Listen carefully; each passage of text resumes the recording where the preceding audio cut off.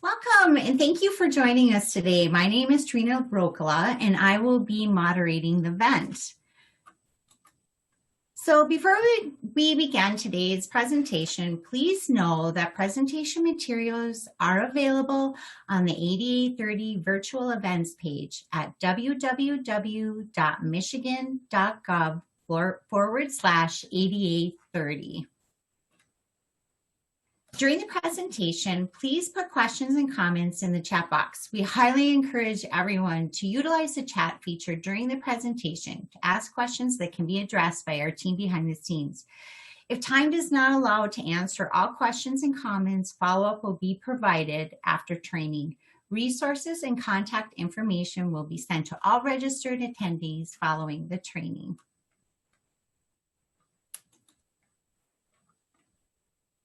So once again, good morning, and thank you for joining us today as we continue with the Department of Labor and Economic series. Oh, I missed a slide. I'm so sorry. I have to go back. I just wanted to make sure you knew that Zoom offers information regarding the accessibility feature on their platform at https://zoom.us/accessibility or at 1-888-799-9666. And if you're unable to access the chat with assistive technology during the presentation, please utilize the resource information provided following the training to address your question. Okay, so we'll start again. Thank you again for joining us today as we continue with the Department of Labor and Economic Opportunity series in October to commemorate the 30th anniversary of the ADA. Today's session will feature the Michigan Economic Development Corporation. This session will include information on what Travel Michigan is currently doing to be accessible, what we should be doing, and what we plan to do in the future. So I'd like to introduce our guest speaker, Dave Lorenz, Vice President of Travel Michigan. Go ahead, Dave. Thank you, Trina, and good morning, everybody. It's good to be with you today, especially to talk about a topic that we in the travel industry are trying to get a hold of. The whole concept of accessibility for travel is one that I guess I would just describe that the travel industry has been slow to adopt. It's one of those things that I think most leaders in the travel industry want to address, but most of us don't know exactly how to do it in the proper way or in a way that will truly serve the needs of the disabled community. So I'm going to give you a little idea of what we're doing at Pure Michigan these days to try to at least get a start on being truly welcoming to all in Pure Michigan. Our goal has always been to make sure that people know that they are welcome to travel here. They're welcome to move here. They're welcome to live here, to work here, to invest here, to go to school here. And that everybody literally is welcome, no matter what your color, your creed, your religion, your sex, or your ability level. So we're trying to address all of these issues with limited expertise sometimes in figuring out how to present information to the users. So we at Travel Michigan a few years ago started to look at this. And I actually talked to my colleagues around the country. As state travel director, I get to see a lot of people around the country, and I started to talk about these issues. And all of us were wondering, well, how do we appropriately address this issue? So I guess I would describe it this way. You're never going to get to the end unless you got to start, unless you take that first leap of faith to try. So what I'm going to show you today, there are going to be times where you're going to say, well, that's just not right. It's not the appropriate way to do it or the appropriate way to say it. Or you might say, well, that's not complete enough. We realize that. And we're looking for insights from people who have various perspectives on these things. So as you listen to the presentation today and see this presentation, I invite you to reach out to Trina's group, to me personally, and let's share information together. Let's learn together on how to truly make sure that this state is accessible to all. So at Michigan.org, that is the state's tourism promotion agency's website. It's our big portal of information for all things travel. I will tell you with some pride that Michigan.org is the only state's website which is fully accessible. And when I say fully accessible, that's not even really accurate, because the content that we provide from the Travel Michigan office is fully accessible, universally accessible. But we're a big portal of information. We have something like 50, 60,000 pages of information from various destinations, attractions from all around the state. So when you go to Michigan.org, you may click on the top right feature, Things to Do, and then you'll see a whole list of things to do. So then that links off to other pages. So we don't control all of them. But our goal is to be as accessible as possible, and that includes the universal accessibility aspects. If you were to go to michigan.org/accessibility, you would find an opening page that looks like this. It says, "In Michigan, everyone is welcome." There's a beautiful picture of actually a trail. I think this is probably in Grayling, I'm guessing. And there's a trail which is paved, and you can see somebody in a wheelchair going through the trail. Of course, we all know this is only one way to show access, but one of the things we're also trying to do is in our imagery, our ads and our placements that you see, we're trying to show more imagery of people with disabilities. Because one of our goals is to actually showcase that we're trying to be accessible. So you'll see some of those examples here. As you go through the website, you'll see some information. You'll be able to find information on the opening section.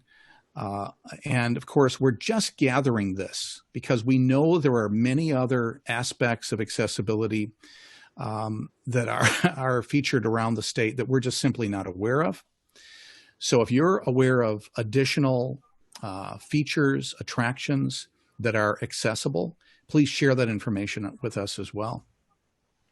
But you'll see some opening content, which includes content about our Michigan state parks.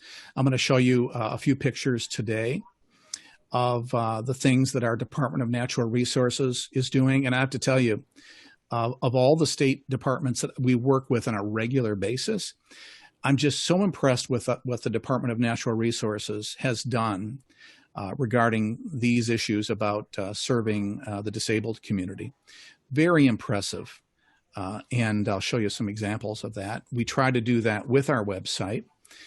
And again, this is, I guess, what I would call a first stage of the website. So we have provided these tiles with information about Michigan disability resources. We also have information on park access and content that might be helpful as you scroll through. On that page, we have a variety of stories that have either been written by bloggers or travel writers, or content that's been written by our staff to show the various things that people with certain types of disabilities can do. So for instance, we have a section on accessible hunting opportunities. In this case, there's a track chair that's shown in a picture. One person is walking, and then the other person is in a track chair going out, probably to do deer hunting. Another section shows our ADA compliant state park trail chairs that I just mentioned, the track chairs that are available at some state parks. And we've worked with other media to try to get across the point that we need to sometimes be more intentional about the way we communicate about our accessibility features.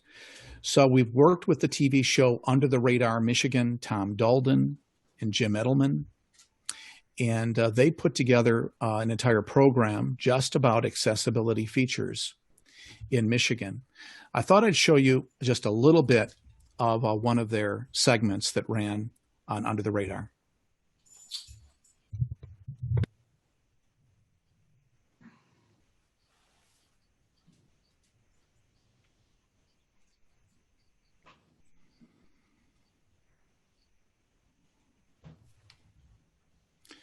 I'm going to stop it here. Does the sound work on that end? Oh, were you able to hear that? You weren't. Yeah, I was afraid of that. Well, there's a good example of why we should have captioning, isn't it? Typically, of course, if this were to run on TV, you'd see captioning from your TV. If it were to run on our website, which it does, it runs from YouTube. So there's captioning available directly from YouTube. And I just didn't have that section, but sorry that audio didn't work. I might have to try it a different way with our next video. You'll see cultural information as well on Michigan.org. So we show various cultural attractions which have been intentional in trying to be more accessible. Places like the Henry Ford Museum. It's impressive, all the things that they have done. And of course, typically when people think about the disability community, they think about wheelchair access, things like this. Many places in Michigan are starting to provide attractions and events and opportunities for people with sensitivity issues. For instance, the Detroit Auto Show, of course, it had to pause this year because of COVID. But I was very impressed to hear that the last few years, I think, they've offered one morning where they bring down the level of lights, the noise level, everything calms down a little bit for people with sensitivities. So people with sensitivity issue can go in and really enjoy that if they're a car fan. And that's really thoughtful. Places like the Wharton Center in East Lansing, if they have a musical, they quite often will try to work with that traveling musical and suggest that they provide one of their performances, which does the same thing, brings down the level of volume and noise and such, so they can present that show. It's very thoughtful, and I think it's a good first start. Back to the website, which we've reached out and asked our community to tell us what they're doing to try to serve the various needs of travelers. And an example is Meyer Gardens and Sculpture Park with their tram tours going through their outdoor section of the park as well. And then something as unique as Akiak Falls in the northeast part of the Lower Peninsula, the nation's first universally accessible waterfall. Don't know if you knew that, but you can take a wheelchair right through the waterfall to the other side and back because of the trail feature, which they've deliberately designed to be accessible as well. Very thoughtful, again, something that our Department of Natural Resources has done. I was just told yesterday that the DNR is putting together a video, which they'll be featuring and will have on our website, which includes more video content of various accessibility features around the state, and I'm looking forward to be able to share that. Activities is something that none of us have been able to take advantage of for the several months because of COVID.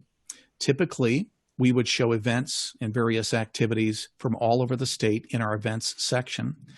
They're starting to come back, and we're starting to show that. But we're trying to reach out to our industry and saying, well, give us more events that are thoughtful in this way. So sensory-friendly activities, for instance, in the greater Lansing area. The Lansing area has done a great job, I think, when it comes to being aware of these issues and trying to present opportunities as well. So you'll see an events section on our accessibility page that specifically targets events that are open in a variety of ways for the disabled community.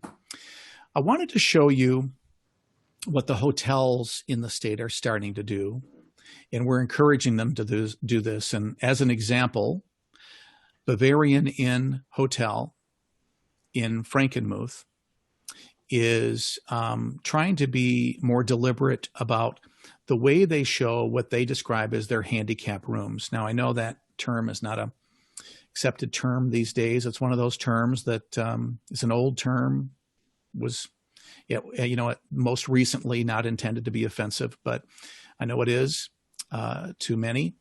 And I expect they're probably going to update that eventually. But it's one of those things that's important to note is that, we have to start somewhere.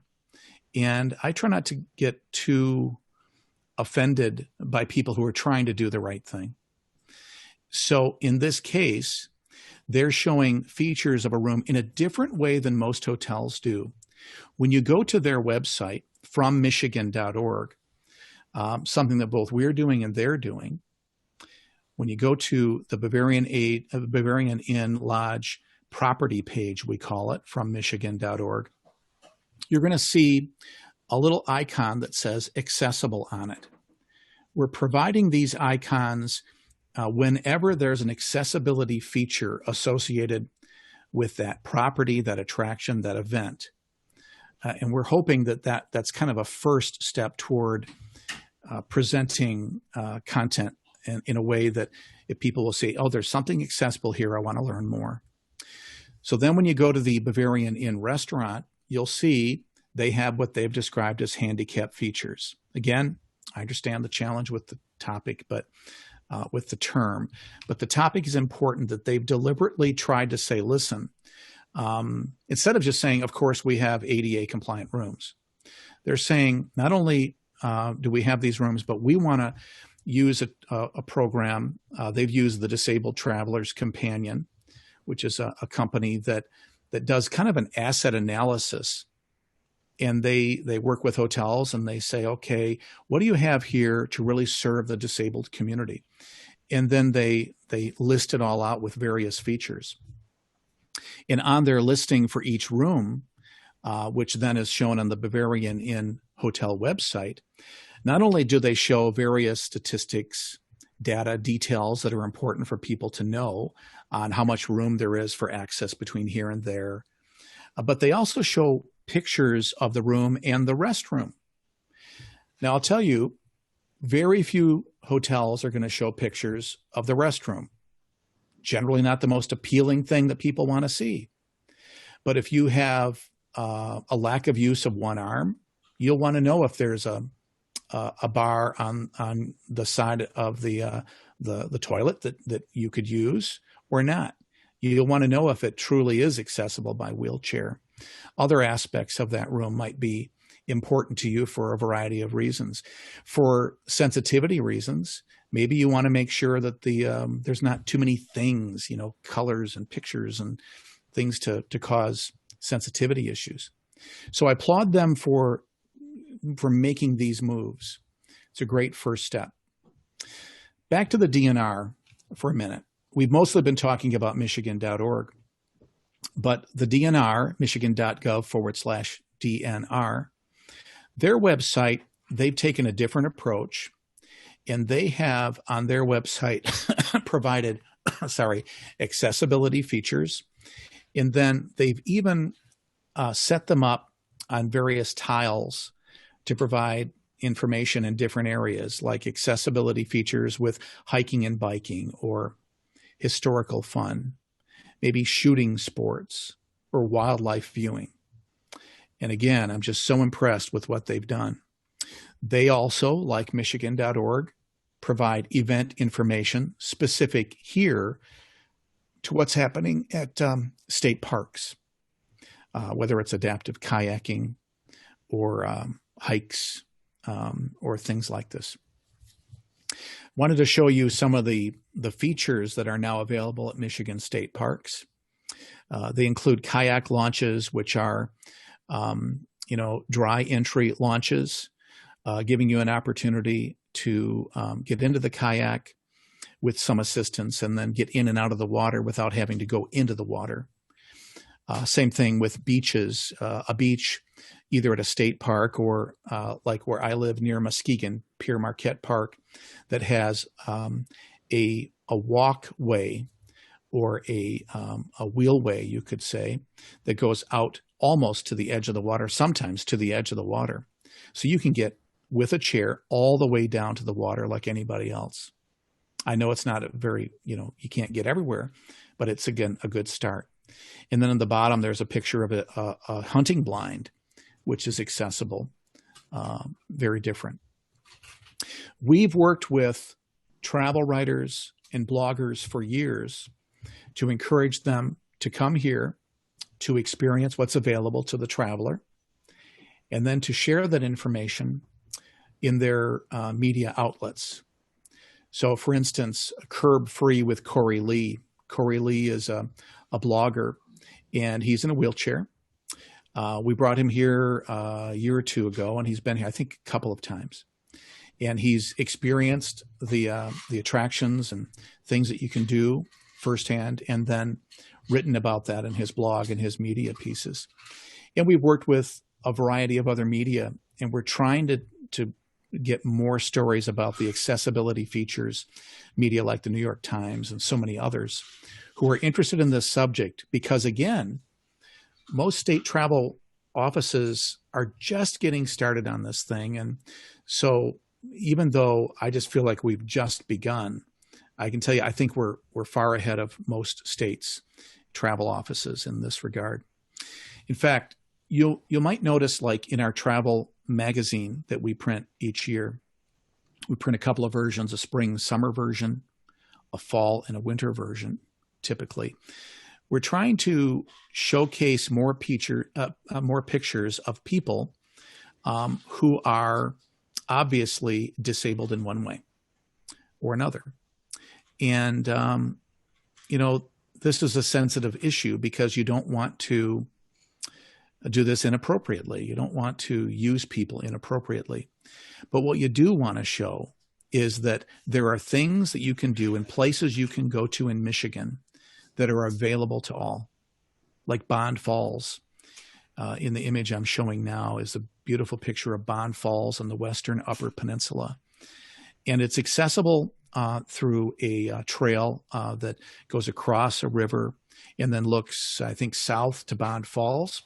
And if you're in a wheelchair, you have beautiful access to those falls.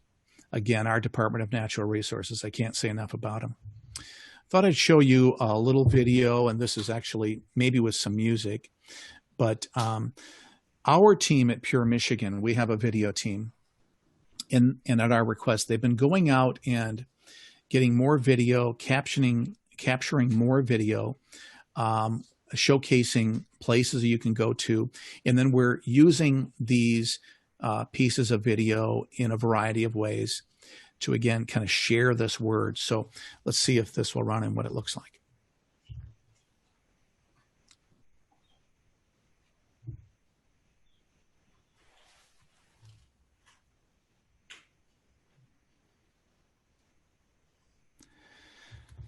Did the sound work for that? It didn't. Boy, I don't know why that's not working. But in any case, the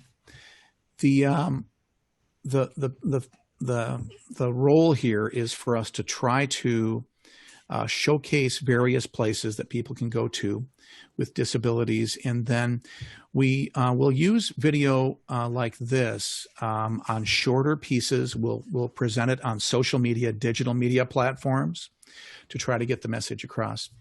Now, I'm going to try something here for a second. Give me a moment. See if I can figure this thing out. I just don't see it. I know I'm supposed to share some audio, but I don't know how to get that done from here. So I'm going to do this. Hey, Yep, Dave, Tyler? if the voice from behind the scenes can interrupt Please. for a moment. If you end your screen Yep. share, and then when you start your screen share again, there's an option on that little pop-up window, a checkbox on the bottom left that says Share System Audio. Yeah, I tried to find that. Let's see if I can find it here. Oh, there it is. Thank you. You can do a whole bunch of practices, but you sometimes just can't figure it out. So thank you. And Tyler, thanks for doing that, especially now. Now, is the share screen working? Yes, looks good. Very good. Okay.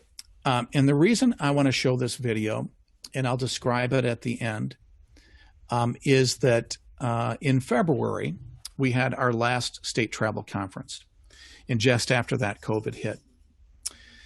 And none of us really knew, the degree of COVID would hit us. We knew that at the time we had no budget for Pure Michigan promotion. We knew that high water levels were going to hit, and we knew that COVID was going to hit. But we also knew that we needed to somehow continue to get across the message that all are welcome here. So this is the video that we shared with the audience, and I wanted to share that with you today. And I think you'll find certain aspects of this message pertinent to the conversation for today. Here we go. We live in a time full of challenges. But challenges are what built this brand in the first place.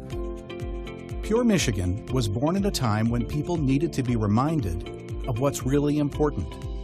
And now, with so much anxiety in the news, Pure Michigan is needed more than ever. So whether we're East Side, West Side, or UP, bleed maize and blue or Spartan green, born here or new to the ranks, we need to work together. This is the state that created travel for everyone, that got America moving, discovering. So let's be ready for new trends and new thinking, and get ready to welcome today's travelers from all ways of life. And let's work to make sure Pure Michigan is welcoming, available, and accessible for all. So let's open our shops, hotels, and communities, but mostly our hearts. 2020 is the perfect time for one vision to bring together this amazing state.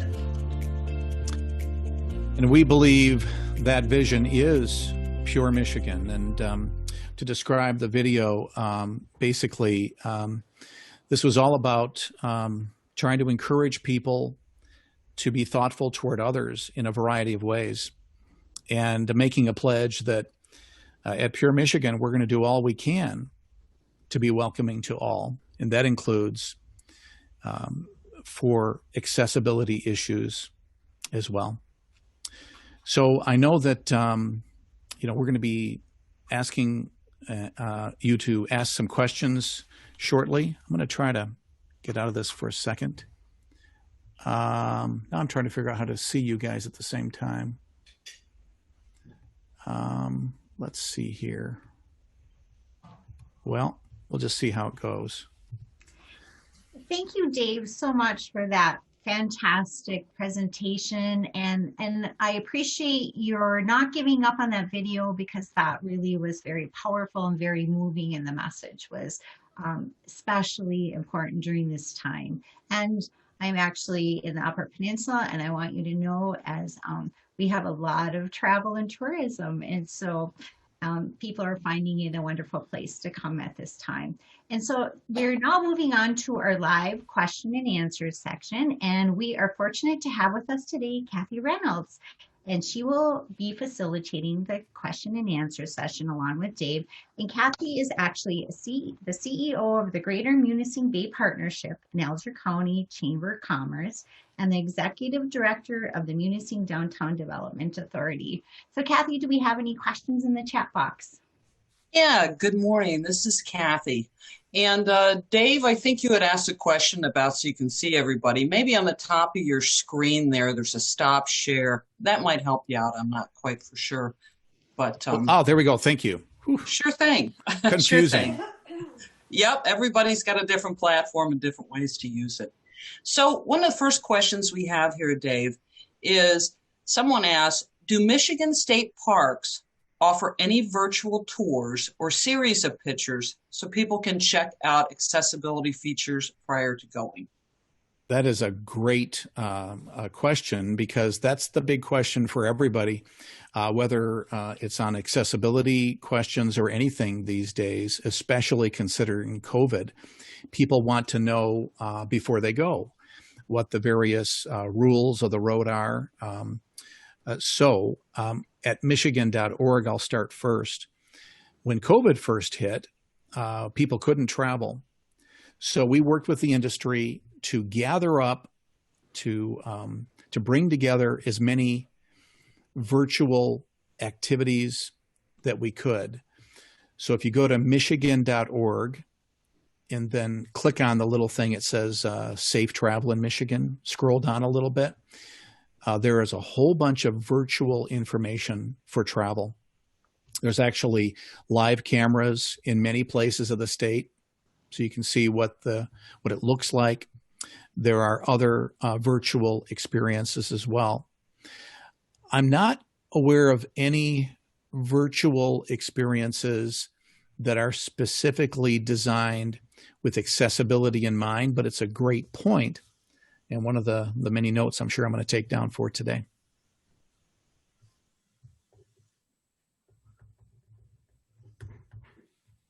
Oh, Kathy, hit your... there we go. Yeah. Yep.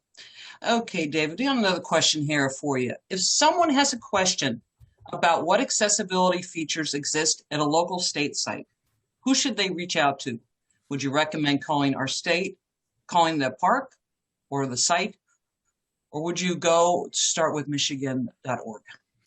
It depends on what type of attraction you're talking about. If it's a Michigan State Park, you can usually either go to michigan.gov/DNR and then look at, find the park information about that specific park. They do have various features that they will list there iconically and then with more information. But feel free to call them as well. At michigan.org, we link over to the park information as well. So there's connectivity between the two. And then, one thing that you can do is if you find attractions or assets out there that are especially accessible, if you were to share that with us, we can share with the DNR those comments as well. And that would help us better present that information more intuitively so that people can get to it without having to even ask. In other words, we could present the things that you think are really good in a more featured position on michigan.org. Thanks, Dave. Another question. Has COVID impacted your ability to make public sites accessible for all? The industry we've been encouraging the industry to think about these things more intentionally. And as with everything that's somewhat new to people's awareness, when budgets are tight, those are the first things to be forgotten for a while. And I'll tell you, even for us, this is an issue I'm passionate about. And I helped build an organization called Travelability. It's a nationwide travel industry accessibility annual conference where we brought experts from around the country, and I've learned a lot of things. But even I, this year, because of cut budgets, had to decide not to attend a conference that I helped build. That's a good example of, and it's a sad example of the fact that destinations will usually fund programs that meet the majority of their audience. It's just numbers. But this is an important subject. This is an important issue. So, and as passionate as I am, I literally had to kind of remind myself, well, hold it here. We need to get back to this as an important subject too. We've mostly gotten through the initial stage of COVID. We've gotten to the point where we're trying to encourage people to travel safely, and we've shown them the protocols that can be used to travel safely. So now one of the next stages for us is to start looking at our accessibility features again to make sure that the content we're providing is appropriate, helpful, can be found easily. In fact, I mentioned to Trina, now that we've connected through this forum, now I have more experts to talk to. And now our team will reach out to the folks on this call today, in this meeting today, and ask for advice. I mean, usually when you're on these things that people say, well, give us advice, or tell us what you think. They just say it. I really mean it. We are, I should have said in the first place, we're not the experts in this area. We're experts in promoting travel in Michigan. But when it comes to all these accessibility issues, we are learning, and to a great degree leading the industry in learning. The more we learn, the more we will share with the rest of the states. The thing about the travel directors in our country is there are about 50 people who do what I do. It's a unique, exclusive little club, and we don't hold anything back.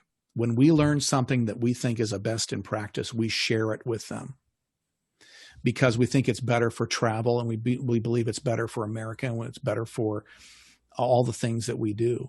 So as we learn along the way, we'll be sharing this information with other states, and we need to learn from you. So Dave, that's it for the questions that other people had, unless people want to go ahead and pop them up. I'll go ahead and ask a question myself. Go ahead. So Kathy. So I'm up in Munising, Michigan, and I think a lot of people maybe, or if you don't know, we're in the Pictured Rocks National Lake Shore. We're a gateway community right there in central Upper Peninsula, about 45 miles east of Marquette. We've done some projects in Munising that are universally accessible, and in the Munising area, we've got a mountain bike trail, and I personally worked on a universal accessible project there in Autrain, a trailhead project. And on a lot of both those projects and several others, we worked with the DNR to make those projects happen. I think maybe some people might be thinking out there, ooh, I got some ideas of maybe some things maybe I'd like to do or get involved with. I mean, I always think the DNR is a good spot to kind of start at. Do you have any advice on that for folks that maybe have got ideas of things to do? Well, a couple things on that thought. First is kind of like as I'm asking for advice from you now for Travel Michigan, same thing for other aspects of government. People, I think, unfortunately, kind of historically believe that, the old term, I'm here from the government, I'm here to help, is a non-serious statement. But I can tell you, I'm not a government employee technically. Let's say I'm from quasi-government. So I'm from quasi-government, and I am here to help. And I don't have all the answers. The DNR feels the same way. My friends in the Department of Transportation feel the same way. Other departments within government, quasi-government, and other friends of mine in the industry, your local convention visitors bureaus, your chambers of commerce, they all feel the same way. They're always looking for the next best idea for their communities or to serve their stakeholders, whomever they might be. So when it comes to that, I think the major answer, it's not specific, but it is, please reach out. They'll want to know this information that you might have. Specific to things that I think are really important, and that is to try to build as many accessible features as we can. I've been so impressed with the Kellogg Foundation, for instance, and the fact that they intentionally started to fund accessible playgrounds at rest stops and welcome centers. I don't know of any other state that has placed an emphasis on these types of things. They might be out there now, but when this started, Kellogg Foundation really started this right in our own state. And that's when I really started to think about this subject seriously. Like, well, what could we do now beyond just marketing that opportunity? What could we do to encourage our destination managers, so to speak, to build more, we call it product development, more assets in the community, paved trails, trailheads that go to unique, beautiful places. You know, think like if you go to Porcupine Mountains, the far western UP, you know, you can go to see Lake of the Clouds, even if you're in a wheelchair. And that's an awesome view. It's an awesome, life-changing experience for some. Certainly was for me first time I saw it. And to think that that wasn't available to all at some point, it's pretty sad. That's the case in some other places. But I can't say enough about our DNR. I just think that they're doing a tremendous job. I commend the past director, the current director, and all the staff because they're doing their best. So same thing with some of the things that they're providing at beaches, you know, the track chairs and these chairs like, I don't know what they're called, but they're almost like balloon wheels that go on the sand. And so you can borrow these chairs when you're at many of the parks. It's awesome. So I'm just really proud of them. Thanks, Dave. And I think it's so important, like you said, for people to share, not only as, Michigan.org on their site sharing information, the DNR sharing information. We saw the Bavarian Inn information, but I think it's really important too that even, your private businesses, say they be attractions or whatever it may be, make sure that they share that information, because I'm sure a lot of people, when they're making their travel plans and are looking for accessible places, are looking at a broad range of where to stay, what to do, where to go. And they can go on your site, correct? Yeah. The Michigan.org site and set up something. Is that how that goes? Well, sorry, asthma. The thing is, if you own a business, an attraction, something like a hotel, for instance, you can place your information on Michigan.org, any travel-related business event, things like this, and we'll help you do that. So we encourage people to do that. The thing is, this whole issue about accessibility and serving the needs of all is not only the right thing to do, it's good business too. Because if you think about it, our population, a big part of the traveler population is the baby boomer group. They're getting older. I'm one of them. I know that. And even though many in the baby boomer community would not consider themselves part of the disabled community, I'll give you myself as an example. I had knee surgery. So for the first time in my life, I really experienced what it's like to deal with mobility issues. It's a great experience to go through, by the way, to really, they say be in somebody else's shoes. And that kind of, again, made me aware of some things that we needed to do. Kind of drifting off that subject, but I'll just kind of continue on that. I, a couple of years ago, was hit in the head with a javelin, if you can believe that, right above my eye. Had a severe concussion, and for the first time in my life, dealt with sensitivity issues. Again, what a great experience to go through. It took me a little while to get through that. And as I went through that, I started to understand the challenges of bright lights, computer screens, vivid colors, loud noises, and how that made getting around a little difficult for me during that time. I feel very blessed that I went through that situation because, again, it kind of woke me up to the opportunities to serve the needs of a bunch of different type of people. I don't know how I got there, but the fact is, it's good business to serve all communities, and it's also the best thing and the right thing to do. Thanks so much, David, for answering all those questions. And of course, the story about the javelin getting hit. Yeah, That's the story for the day. well, so the fun thing, this was at a conference out of state, and it was at a football stadium, the biggest international travel conference in the country. And the event holders were trying to showcase, they were like an events state.